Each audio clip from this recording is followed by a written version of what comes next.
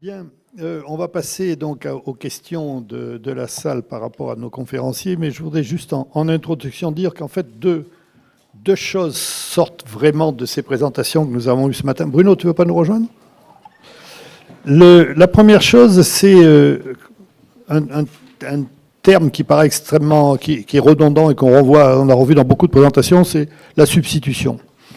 Et la substitution, je crois qu'il y a deux voies vers lesquelles on a discuté ce matin. Il y a les cas de substitution bloqués par des problèmes scientifiques. On l'a parfaitement vu dans le cas de la pharma tout à l'heure. Et puis, il y a des cas où la substitution est bloquée par des problèmes économiques. On vient de le voir à l'instant dans la présentation de M. Lost.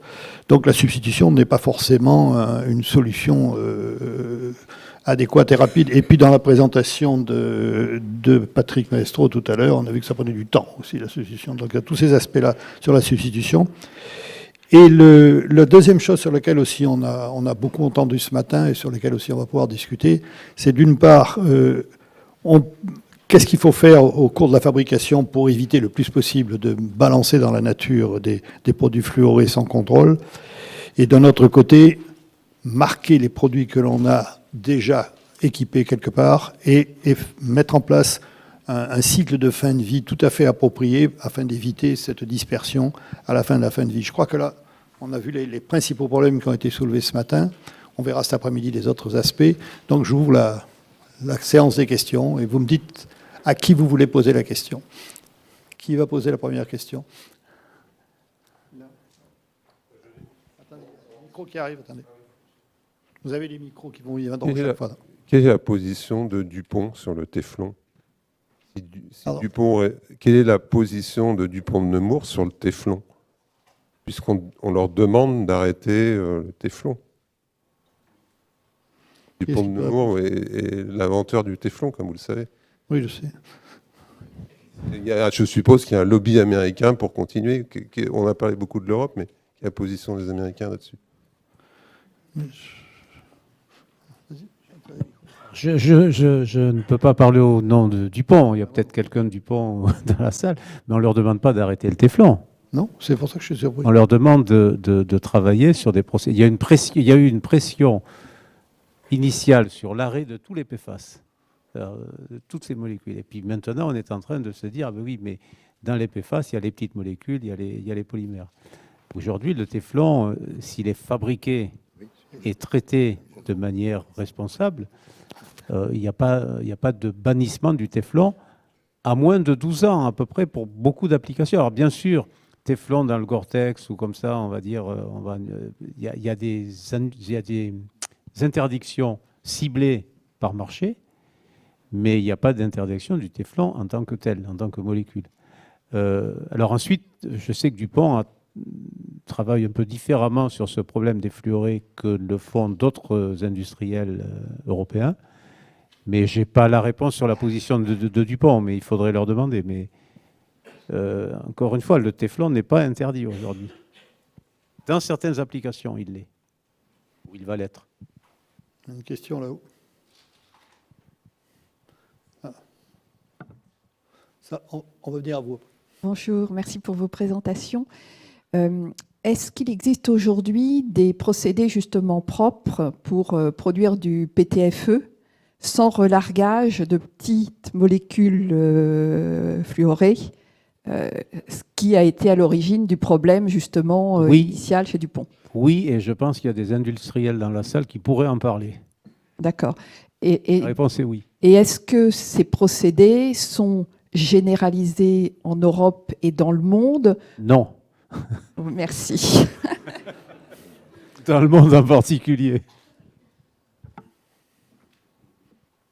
Oui, je vais poser ma question, Monsieur Ledoux.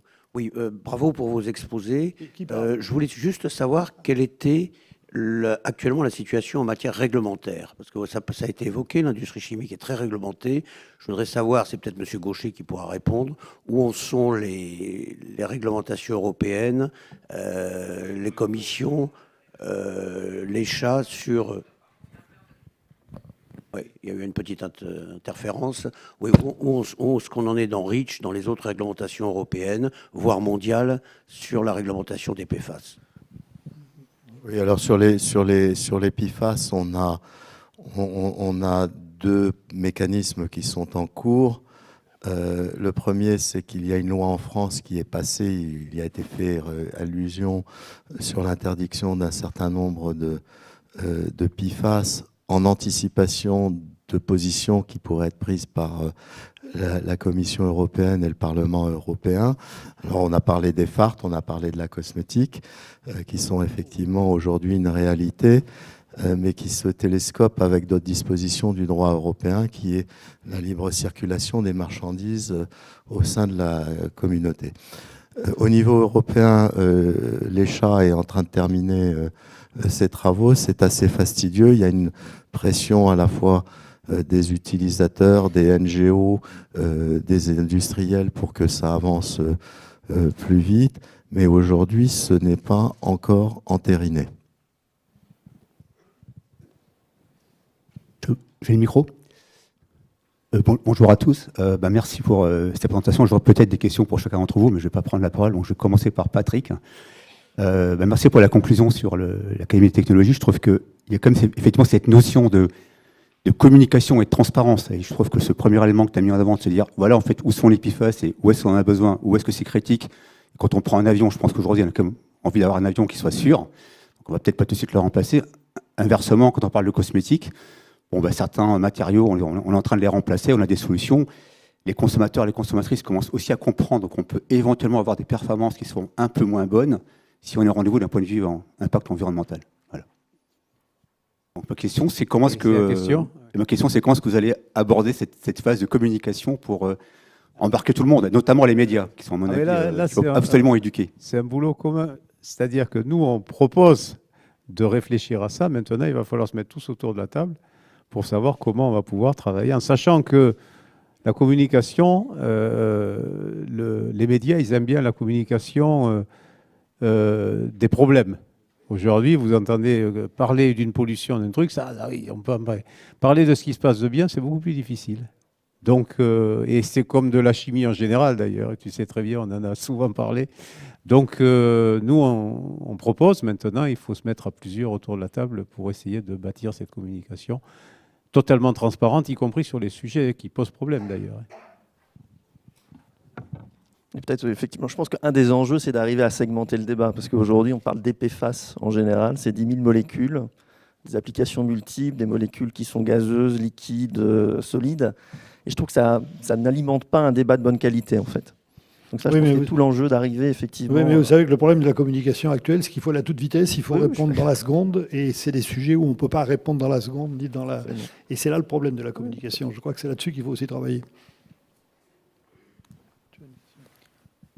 Oui, moi je vais poser une question aussi.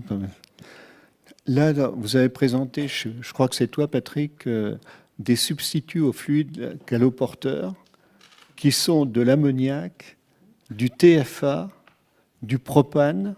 Je préfère avoir des gaz fluorés. Hein. Et en plus, c'est d'ailleurs pour ça qu'on les mentionne. Quel est le problème avec les gaz fluorés? Ceux-là ne sont pas toxiques puisqu'ils n'interagissent pas. C'est les chlorofluoros qui sont... C'est comme de tout, les gaz fluorés, si tu les utilises en circuit fermé et que tu les traites bien après, il n'y a pas de sujet. Et c'est toujours le traitement, la préparation d'une part, la mise en œuvre et le traitement en fin de vie. Si le gaz fluoré dans un frigidaire s'échappe, c'est pas si grave que ça. S'il y en a beaucoup qui sont collectés et incinérés d'une mauvaise façon, c'est pas bon. Non, et puis il y a aussi le transport des frigidaires sur les camionnettes à l'envers et des choses comme ça. Ça alors que l'ammoniac est quand même moins dangereux. Si tu mets pas ton nez sur l'ammoniac, l'ammoniac part dans l'atmosphère, c'est pas bien grave. Oui, si tu mets ton nez sur l'ammoniac, mais celui qui le fait, il ne le transportera plus. Parfois, la substitution est plus impactante que l'existant. Oui. Oui, je voudrais revenir sur la question posée sur Dupont. Alors, le PTFE, dans le Téflon, ce n'est plus Dupont, c'est Kenmore. Premier point. Deuxième point, les technologies qui ont été présentées à partir de PFOA sont terminées. On n'utilise plus de PFOA dans la synthèse en émulsion du PTFE. On utilise soit des substituts hydrocarbonés, des tensioactifs hydrocarbonés, soit pas de tensioactifs. Et je pense qu'il y a dans la salle des personnes d'Arkema qui ne vont pas me contredire, ou de Syensqo. Le deuxième point, c'est sur la réglementation. En fait, ce qu'il faut savoir, c'est que depuis la fin mars, nous sommes tous invités par le SEAC, le Socio-Economic Assessment Committee, à répondre à la consultation. Vous vous rappelez, il y a 3 ans, il y avait une consultation, et maintenant, on a du travail tous dans la salle pour répondre à cette consultation, pour savoir si on garde les produits fluorés, les PFAS, ou alors si on subit la loi de l'Europe, qui sera poursuivie au Japon et ailleurs, sur cette consultation. On a jusqu'au 25 mai, à minuit, pour répondre. Le troisième point, c'est la dégradation. Bruno, je te coupe, j'ai donné le lien pour répondre. Hein. Parfait. Il y a des templates, c'est assez compliqué. On n'a pas parlé de... Bon, Patrick, tu as parlé de fin de vie. On attend avec impatience l'intervention de Véronique Gouverneur, qui va parler de la dégradation du PTFE et d'autres polymères fluorés. Ça veut dire qu'ils ne sont plus éternels. J'aurais aimé dire aussi que le recyclage, en fait, en Allemagne, il y avait Dynion, qui a supprimé les polymères fluorés, qui a un pilote industriel qui recycle le PTFE pour redonner, par dépolymérisation, du tétrafluoréthylène, c'est-à-dire le monomère. Alors, j'ai vu qu'il y avait des personnes d'Iventec ici, et je sais qu'Iventec a repris le pilote. Mais je ne sais pas du tout si on peut avoir aussi une information là-dessus. J'arrête. Merci Bruno. J'aimerais juste rajouter ce point, comme on a vu dans les différentes présentations, que les PFAS sont un problème mondial. Donc il y a d'une part la réglementation européenne qui se met en place, qui est très restrictive. Il y a une autre réglementation américaine qui est différente. Et au niveau asiatique, on commence tout juste à discuter. Donc je pense qu'on est concerné au niveau mondial et donc il faudra avoir une concertation au niveau mondial. Je peux peut-être juste rajouter, le problème n'est pas que... il y a aussi le fait que des produits qui ont été fabriqués dans des zones où on ne fait pas attention à ce genre de choses sont ensuite importés en France. Je veux prendre l'exemple de l'aluminium, par exemple. Hein, l'aluminium, que ce soit dans l'ensemble du monde occidental, on a des procédés où il n'y a quasiment plus de fluor qui quittent l'usine de fabrication de l'aluminium. Je vous propose d'aller visiter l'usine d'aluminium sur le Yenisei à Krasnoyarsk. Tous les fluors partent dans l'atmosphère directement. Donc cet aluminium n'est pas cher, fabriqué d'une manière extrêmement simple par rapport à nos procédés, et on l'importe quand même. Donc il y a un problème là. Il y a le problème aussi de l'importation de produits qui n'ont pas été fabriqués dans les conditions correctes. Ce n'est pas que le produit chez nous ou dans les...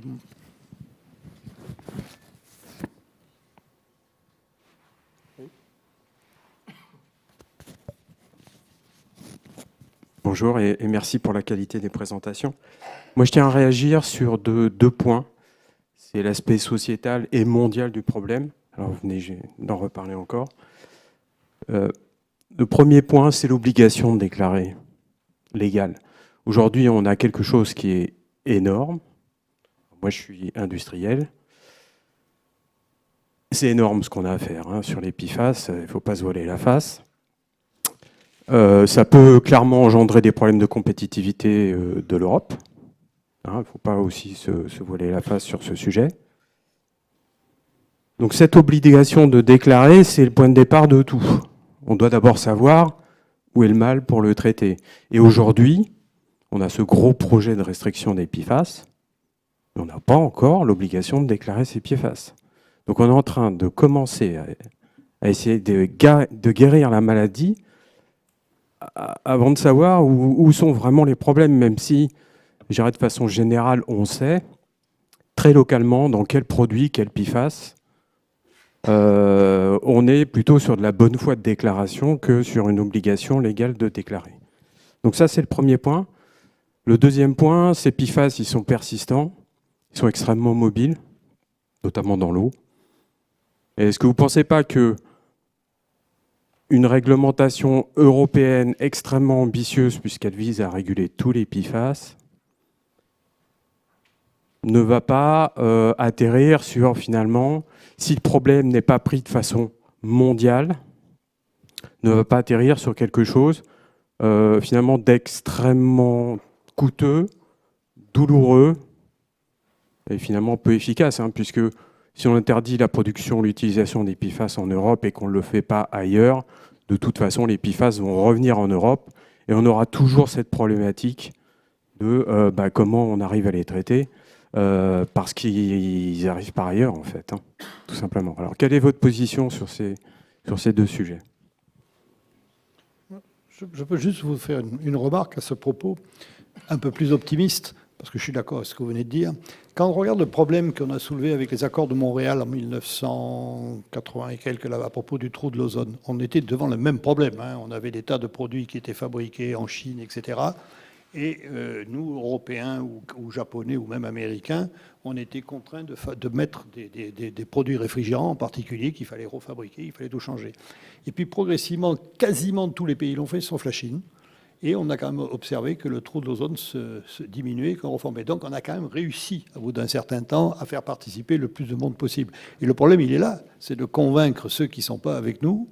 Alors, il y a plusieurs moyens de les convaincre. Il y a d'abord de les avoir au baratin, mais ça, il ne faut pas trop y croire. Mais c'est en particulier, c'est ce que je disais tout à l'heure à propos de l'aluminium, c'est de bloquer dans le monde, dans la communauté européenne, l'entrée de produits qui ont été fabriqués dans des conditions inacceptables. C'est, je pense, une des rares possibilités de faire participer le monde entier à ce genre de choses. Autrement, on n'y arrivera pas. Je ne sais pas ce que vous en pensez. J'aimerais juste rajouter encore un point. Tout à l'heure, on parlait des médicaments. Donc actuellement, selon la réglementation, la proposition de l'ECHA, les médicaments, vu leur caractère essentiel, ont des dérogations, malgré les groupements qui sont définis comme PFAS. Par contre, ça ne concerne pas les intermédiaires. Donc les intermédiaires, pour préparer, ces médicaments sont interdits en Europe. Donc quel va être le résultat? On va dépendre des pays asiatiques, par exemple, pour produire ces intermédiaires. Et ça rentre donc dans l'autarkie européenne. Pour commenter sur vos deux points, je suis totalement d'accord et ça fait partie des recommandations qu'on a fait dans le rapport. Maintenant, on a la possibilité de s'exprimer via cette enquête ECHA. Il faut absolument qu'on fasse remonter ça. Alors ça prendra du temps, hein, parce que c'est pareil, c'est comme les substitutions, on est sur des temps longs, mais obligé de déclarer contrôle des importations, ça nous paraît des axes importants, et si on veut pouvoir continuer, ne pas être juste les bons élèves à l'Europe. Totalement d'accord avec vous. Mais posons des recommandations sur le site. Je crois que c'est le bon moyen. Oui. Mais merci pour les présentations.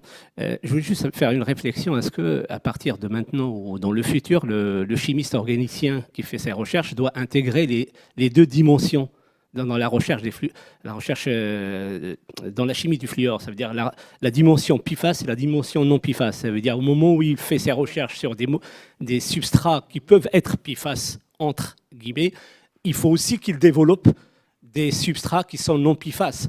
Parce qu'à partir de la même méthodologie, on doit intégrer ça, parce que probablement, dans les années à venir, les éditeurs de publication vont demander en fait une contrainte sur les molécules PFAS, non PFAS, en disant vaut mieux que vous développez des substrats non PFAS que PFAS. Donc, est-ce qu'on doit intégrer ça?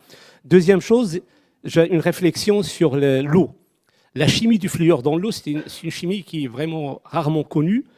Et je rejoins ce qu'il avait dit tout à l'heure, M. Gaucher, sur les solvatations, la solvatation du fluor par l'eau. L'eau, il a 3 modes de solvatation à différentes températures. Et les 3 modes de solvatation, ils ont un ton différent selon les températures, et ça permet en fait d'élucider des mécanismes de flotation, les 3 qui sont hydrophobes, hydrophiles et liaison hydrogène, et ça permet de donner des choses très différentes. Et la deuxième avantage de développer la chimie du fluor dans l'eau, c'est qu'on peut générer, quand on génère du HF, c'est facilement piégeable en rajoutant de l'hydrure de calcium et vous avez du CaF2 et vous perdez rien du tout et vous permettez de résoudre un petit phénomène d'environnement. Est-ce que ces dimensions, un chimiste organicien de base, modeste, doit les intégrer à l'avenir dans sa façon de voir la chimie du fluor? Samir, je vais répondre à ta première question. Je pense que c'est notre rôle comme chimiste de faire une recherche consciencieuse avec l'état du savoir. Et pour ça, c'est important que l'académique collabore, travaille ensemble avec l'industrie. Donc oui, le CF3, on sait qu'aujourd'hui, c'est déclaré comme PFAS. En recherche médicinale et agrochimique, c'est très difficile maintenant de poursuivre des projets qui contiennent un CF3. Il faut vraiment très très bien argumenter pourquoi le CF3 se trouve dans cette molécule. Et donc l'approche, c'est d'aller vers des groupes fluorés émergents. Mais la problématique, ces groupes fluorés émergents, soit des voies de synthèse n'ont pas encore été développées, ou les méthodes ne sont pas encore applicables dans le monde industriel. Donc il y a beaucoup de recherches, beaucoup de progrès à faire. Et seulement une fois que les modes de synthèse ont été développés, on peut tester, on peut éventuellement découvrir des nouveaux modes d'action, des nouveaux produits, des produits éventuellement plus efficaces. Donc il y a beaucoup de recherches à faire conjointement avec les industriels. Mais ça relève de notre rôle comme chimiste organicien, d'une part de développer des nouvelles structures qui sont biodégradables une fois que le médicament ou le produit phytosanitaire a fait son travail, mais après aussi des méthodes analytiques, des méthodes de traçabilité, de suivi. Donc, comme on a vu dans les différentes présentations, c'est un énorme chantier. Il faut que tout le monde travaille ensemble. Et j'ai mentionné ce GDR, et travailler ensemble avec les sciences humaines et sociales, etc. Alors oui, pour finir de répondre à la question sur l'aval, donc effectivement, on part si on postule que le fluor doit être dans la molécule inventée par soit l'agrochimiste ou soit le chimiste pharmaceutique, pour prendre les exemples qui ont été évoqués. Ce que peut faire le chimiste organicien derrière, c'est deux choses. La première, c'est de travailler sur des développements de méthodes de fluoration qui évitent les PFAS. Je vous ai montré tout à l'heure un ensemble de réactifs pour faire l'insertion des fluors. Certains sont des PFAS, d'autres ne le sont pas. Et surtout, ce qu'il faut travailler, c'est l'efficacité de la réaction proprement dit. Et c'est là où il y a beaucoup encore à faire sur toutes les stratégies pour faire le mimétisme des systèmes catalytiques du type fluorinase. Et ça, c'est le premier point. Et le deuxième point, surtout, et ça qui est immédiat et qui est beaucoup plus à notre portée, c'est d'avoir, maintenant qu'on a pris conscience des enjeux, c'est de mettre en place un contrôle de tous les fluors qui rentrent dans une usine et comment tous ces fluors qui ne sont pas dans le produit fini ressortent. Et là-dessus, il y a énormément de choses que nous pouvons d'ores et déjà faire et qui sont faites sur la collecte des déchets fluorés et la mise en place de filières qui sont complètement adaptées à cette filière pour inerter le fluor, parce qu'on ne détruit pas un atome, on l'inerte. Voilà. Bonjour, merci pour... C'est où ? Je suis là, pardon, excusez-moi. Merci pour toutes ces présentations. J'ai deux questions. Le débat que l'on a actuellement me fait beaucoup penser au débat qu'il y a dans l'industrie agrochimie, où finalement on a abouti à un règlement européen, mais en France, ce règlement est beaucoup plus strict.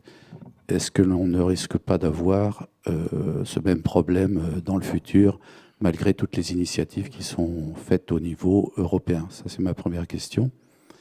Deuxième question... Attendez, on répond à celle-là, puis pose celle d'après. Oui, enfin, je pense que le sujet a été évoqué, et je vais le dire d'une manière très claire. Aujourd'hui, le problème est mondial. À partir du moment où les solutions ne sont pas mondiales, je crois que, étant moi-même un chimiste industriel dans l'industrie de la pharmacie, ce que l'on observe, c'est un exode massif des fabrications. C'est le point qui a été soulevé. À partir du moment où vous interdisez tous les réactifs fluorés, mais que les médicaments sont absolument vitaux pour traiter certaines affections ou maladies graves, il est évident qu'on va continuer à les consommer. Donc ça veut dire que l'Europe règle le problème en envoyant la production sous d'autres cieux. Et ça, c'est absolument dramatique, puisque ça veut dire qu'on a une perte de savoir-faire qui se développe de manière insidieuse sur le territoire européen.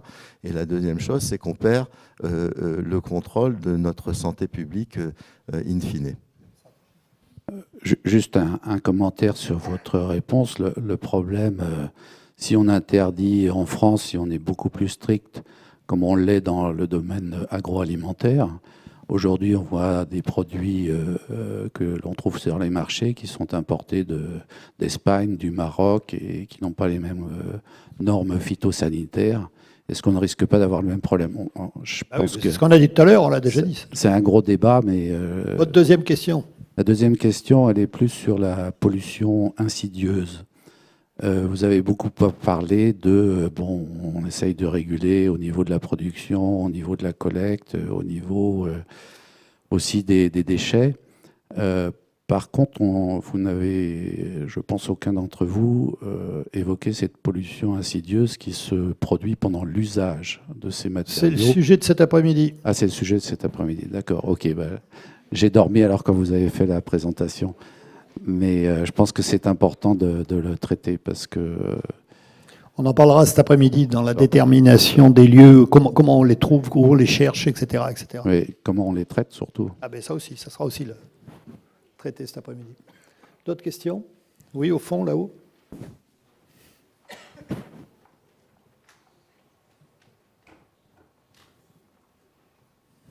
Merci Frédéric. Une question, tu as présenté tout à l'heure toutes les statines qui sont fluorées. Est-ce qu'aujourd'hui, quand même, il n'y a pas des actions pour justement lister celles qui sont vraiment indispensables, celles qu'on pourrait peut-être arrêter de faire? Je sais que ça va peut-être agacer quelques personnes du monde de la santé, mais est-ce qu'on a commencé à faire cette analyse? Je parlais statines, mais ça peut être autre chose, bien sûr. Oui, alors j'ai pris l'exemple des statines parce que malheureusement, c'est un enjeu de santé mondiale. La consommation de statines est énorme. D'ailleurs, certains d'entre vous ont dû noter que parfois on parle de 20%, parfois de 30%. Ça dépend si vous pondérez par les volumes. Alors très typiquement pour les statines, hein, le Crestor étant la dernière génération, vous avez vu qu'on a travaillé la sélectivité, mais on n'a pas modifié ce qui était l'élément d'ancrage dans le site pertinent de l'enzyme pour bloquer la fabrication des lipides, qui est le phénylfluoré. Alors, est-ce que ça, c'est sans solution? Oui et non. C'est-à-dire qu'on peut imaginer, et ça c'est tout l'apport que va permettre les puissances de calcul d'aujourd'hui et les agents d'intelligence artificielle, on va de mieux en mieux modéliser les cavités actives et on va de mieux en mieux pouvoir modéliser toutes les interactions faibles, liaisons hydrogène, Van der Waals, qui peuvent intervenir dans ces cavités pour trouver la structure idéale pour rentrer la clé dans la serrure. Mais néanmoins se pose quand même, et c'est le cas des statines, il faut aussi des structures qui évitent, c'est ce que je disais dans le cas des traitements des ulcères, il faut éviter des molécules qui soient métabolisées trop vite. Et ça, on revient à la problématique. La liaison CF très polarisée est source de cette force de liaison dans un site, mais c'est aussi une résistance à la dégradation métabolique. Et ça, ce problème-là est beaucoup plus difficile à régler. A-t-on épuisé le stock de questions? Bien, si c'est le cas, je vous remercie. Ah non, il y en a encore une là, pardon. Attendez le micro, attendez le micro. Il y en a une aussi devant? Ah oui. Joël. Attendez. Juste une petite question, je pense que c'est pour Monsieur Loss. Combien on consomme de fluoropolymères en France actuellement? Dans votre exposé, vous parlez de 450 000 tonnes. Alors, 450 000 tonnes, c'est au niveau mondial, ça c'est la production mondiale. Et en France? L'Europe, c'est à peu près 25% de la production. Ensuite, donc, vous pouvez prendre à l'échelle de la France dans l'Europe, donc on va être peut-être un cinquième de ça, donc on va être une vingtaine de milliers de tonnes. Après, il y a des applications qui sont assez diverses. Il faudrait prendre également tout un ensemble d'imports de fluoropolymères qui peuvent venir d'Asie, par exemple, sur des ustensiles de cuisine ou autres, qui ne sont pas forcément produits avec les mêmes exigences de qualité que ce qu'on peut trouver en Europe. Et parmi ces quelques milliers de tonnes, quelles sont celles qui sont responsables des dégâts environnementaux? Alors, ce sera la question, je pense. A priori, ça devrait être zéro, puisque ce sont des choses, effectivement, c'est des polymères qui sont extrêmement stables. Après, la question, c'est deux questions. Il y a la question de traitement fin de vie, parce qu'un fluoropolymère, quand il est détruit dans des conditions, ça n'est pas bon. Et après, il y a la question, c'était la question de la pollution insidieuse, voilà, et ça, je n'ai pas d'élément de réponse, en fait. Merci.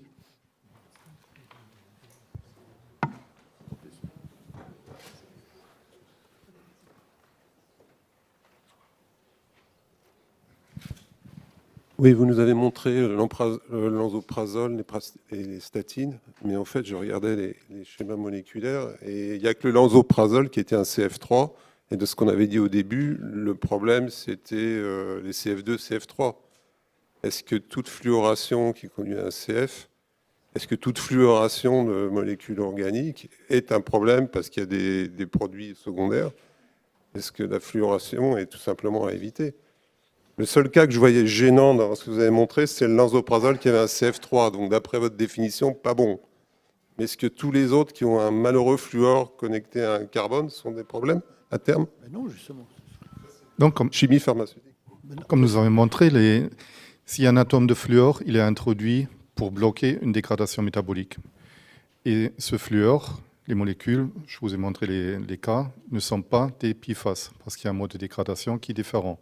Le CF3 ou des homologues plus longs, CF2, CF3, etc., tout ça, c'est des PFAS, parce qu'ils sont plus difficiles à dégrader.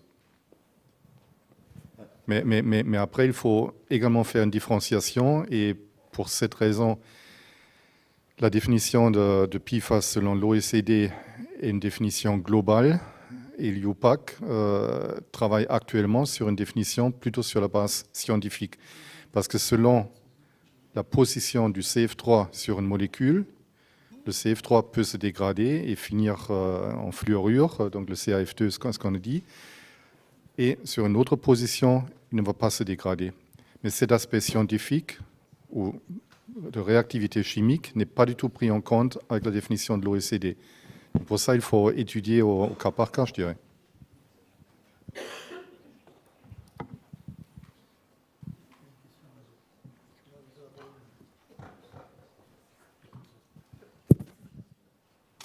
Pourquoi il n'y a plus qu'un seul micro? Je ne comprends pas.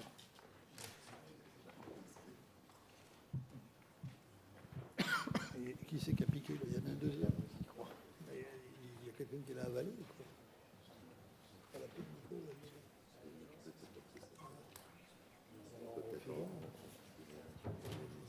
Bonjour, merci beaucoup pour vos présentations, pour leur qualité. J'avais une question peut-être un peu provocante, mais je voulais... En fait, on a l'impression, au-delà des questions sur la santé, des PFAS et de la santé, que les PFAS sont aussi utilisés dans un certain nombre d'applications, les énergies renouvelables, le côté transmission de l'électricité, un certain nombre d'applications aussi avec des systèmes à haute efficacité énergétique. Par exemple, je pense aux pompes à chaleur comparées bêtement à des systèmes thermiques. Est-ce qu'on est condamné à vivre dans un monde, ou à faire ce choix plutôt de vivre soit dans un monde bas carbone mais pollué, ou dans un monde non pollué mais qui sera fortement impacté par le changement climatique? Un peu provocant. Au niveau du rapport de l'Académie des sciences, c'est un peu le point qu'on avait soulevé, parce que on critique beaucoup les PFAS, mais les PFAS sont absolument essentiels à la transition énergétique. Si on n'a pas de PFAS aujourd'hui, alors ce qu'a dit Patrick, c'est que les industriels travaillent beaucoup pour qu'on en ait moins besoin pour la transition énergétique, mais ce n'est pas demain la veille qu'on pourra s'en passer. Et donc, le problème n'est pas de l'utiliser, le problème est de ne pas polluer en aval de cette utilisation. Et je pense que pour les batteries, c'est probablement le premier domaine où on pourra envisager un recyclage des PFAS tout à fait efficace. Oui, et justement, il faudra travailler des procédés de recyclage nouveaux et pas tout brûler pour faire la black mass et focaliser sur le recyclage des métaux. Donc, la réponse, elle est entre les deux, parce qu'effectivement, il y a des domaines où aller vers une plus grande prise en compte de l'environnement va coûter cher, évidemment, mais ça, on doit assumer, mais sur lequel on va baisser en performance. Et donc, effectivement, en particulier, le domaine de l'énergie est un domaine clé. Les performances sont ce qu'elles sont, on veut toujours produire plus ou mieux stocker. La science des matériaux, elle est là, On peut pas la modifier, et donc on ne peut pas sortir du chapeau des solutions. Par contre, il faut travailler. Alors, quand tu dis les industriels travaillent sur des procédés purs en termes d'impact environnemental au niveau de la fabrication des polymères fluorés, j'espère l'avoir expliqué. Donc ça, c'est un axe. Et puis le deuxième, effectivement, on travaille sur les alternatives. Mais ces alternatives, elles sont loin, pour la plupart du temps. Elles peuvent être soit des alternatives en termes de molécules qu'on va modifier, soit penser des technologies différentes. C'est comme les nouvelles technologies de batterie par rapport à lithium-ion ou lithium, les batteries solides, etc. Donc c'est excessivement complexe. Il n'y a pas une seule réponse à votre question. En tout cas, il ne faut pas baisser la garde du côté du carbone et des changements climatiques. Oui, je suis entièrement d'accord. Je pense, et encore une fois, on revient sur ce fourre-tout du terme PFAS. Et les consultants, ça adore les matrices, mais je pense qu'il faudrait regarder d'un côté la criticité de certaines applications, et d'autre part, quelle est la capacité d'aller récupérer, de faire quelque chose d'un peu circulaire. Et de mon point de vue, quand on est sur des fluoropolymères plutôt stables, c'est quelque chose qui est plus facile à gérer, et plus on s'éloigne d'applications consumer, mieux c'est. Donc les batteries, par exemple, ou des équipements industriels, je pense que là, des choses sont plus faciles à organiser que de faire confiance à des consommateurs, alors je vois un petit peu de prudent, à des consommateurs voilà, sur des emballages. Voilà. Tout à fait d'accord. Marc, tu n'as pas l'air Merci d'accord. pour le Gore-Tex, voilà. Je pense que recycler des batteries, c'est faisable. Et traiter le polymère qu'il y a dans la batterie, c'est faisable. Ça ne se fait pas aujourd'hui. Ça va prendre un peu de temps, mais c'est faisable. Il y a un gros travail à faire. Bonjour à tous. Merci beaucoup pour la qualité des présentations. J'ai une question. Vous évoquez effectivement la fabrication qui doit être la plus, on va dire, conforme possible pour que les molécules soient recyclables dans les produits finis une fois qu'ils finissent leur fin de vie. Cependant, ce qu'on voit, c'est qu'il y a un très gros problème sur le recyclage des déchets. Les collectes ne sont pas faites correctement partout. Et finalement, en termes de niveau de recyclage, on se retrouve dans certaines régions en France à 10 à 15% de produits, je dis globalement, qui sont recyclés. Donc ça, c'est sur, on va dire, des produits solides. Par contre, pour tout ce qui est, on va dire, production pharmaceutique, lorsqu'on donne soit à des animaux, soit à des êtres humains des produits qui contiennent des PFAS, à un moment donné, il y a le cycle de la demi-vie, etc. Et tous ces produits se retrouvent ensuite dans les steppes, donc dans les stations d'épuration. Donc là, à ce moment-là, vous avez des cycles d'attaque bactérienne sur les molécules, et parfois, elles les rendent encore plus toxiques. Donc, lorsqu'on parle uniquement des produits solides et du recyclage, etc., donc ça va bien, mais lorsqu'on en vient finalement à tout ce qu'on produit nous-mêmes après au niveau des stations d'épuration, les épandages, etc., on voit bien qu'on se retrouve vraiment dans quelque chose d'extrêmement diffus, et on sait peut-être faire au moment de la production, voire du recyclage du produit un peu solide, etc. Mais derrière, pour tous les autres produits qui sont issus justement des stations d'épuration, etc., on voit bien qu'on n'y arrive pas dans le milieu naturel. C'est l'objet de cet après-midi. Je m'excuse de vous interrompre, mais dans la table ronde de cet après-midi, on parlera de ça, parce qu'on va parler justement de ça cet après-midi. Donc je suis un petit peu désolé de vous interrompre maintenant. Mais vous savez, vous avez soulevé dans la première partie de votre commentaire un point important. Et vous voyez que là, on déplace le problème. On déplace le problème des PFAS au niveau de leur fabrication ou au niveau de leur utilisation industrielle vers le problème de leur recyclage et de la récupération. Là, il y a un problème d'information, comme tout à l'heure le disait Patrick. On a un problème à la fois, c'est ça, de traçabilité et puis d'explication à la population en général qu'il faut récupérer. Mais pour que la population sache qu'il y a des PFAS dans les produits qu'ils vont jeter, il faut le leur dire, il faut qu'ils le sachent. Quand vous achetez un truc en ce moment, vous ne savez pas qu'il y a forcément des PFAS dedans, etc., etc. Donc vous voyez qu'il y a tout un travail d'information qui va au-delà du travail scientifique ou du travail technique pour la résolution de ces problèmes des PFAS. Oui.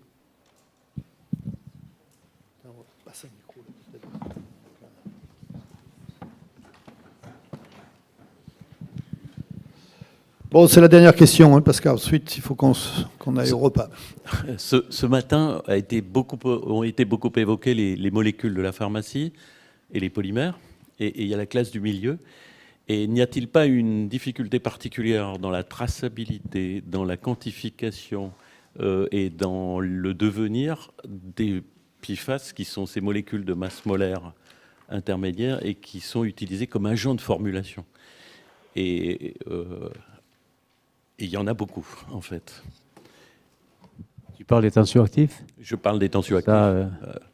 Là, je pense qu'il y a d'autres solutions qui seront peut-être un peu moins performantes, mais ça a été exprimé, je ne sais plus qui en a parlé, c'est toi, je crois. Mais il y a tu peux utiliser des tensioactifs non fluorés ou travailler d'autres process.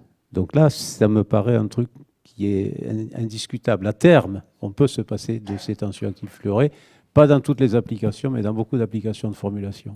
Il y a peut-être des gens de la formulation. C'est probablement là que la substitution est la plus urgente. Oui.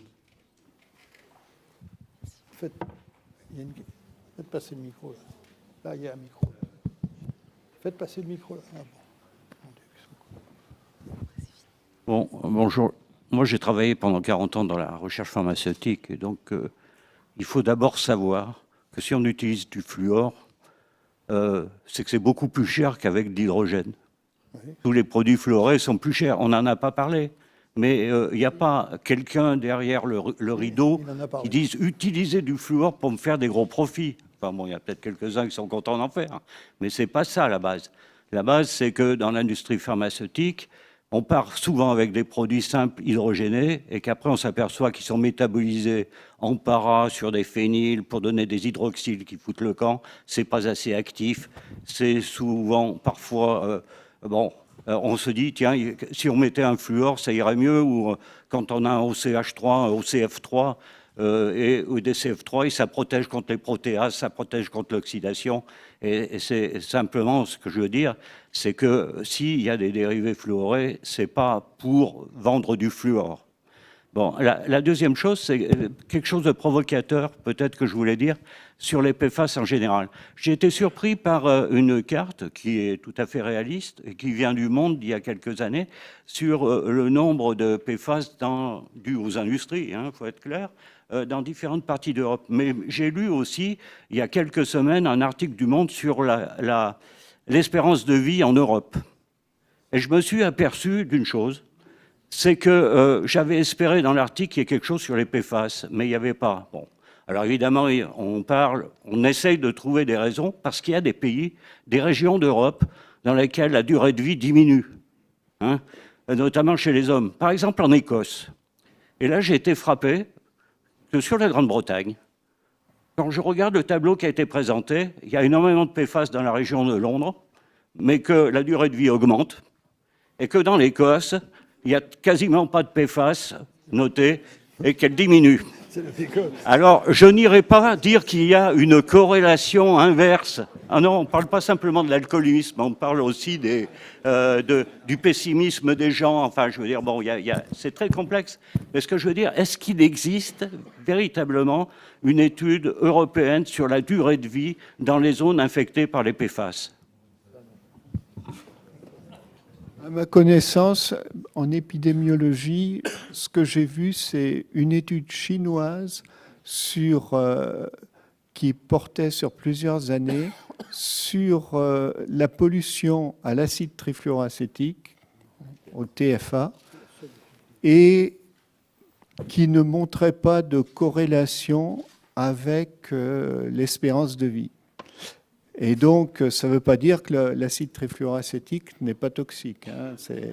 Mais par contre, il n'y avait pas un effet qui était vraiment décisif, comme on peut voir par d'autres pollutions. On ne va pas citer le cadmium, mais on pourrait. On va en parler cet après-midi dans la première conférence de ça. Bon.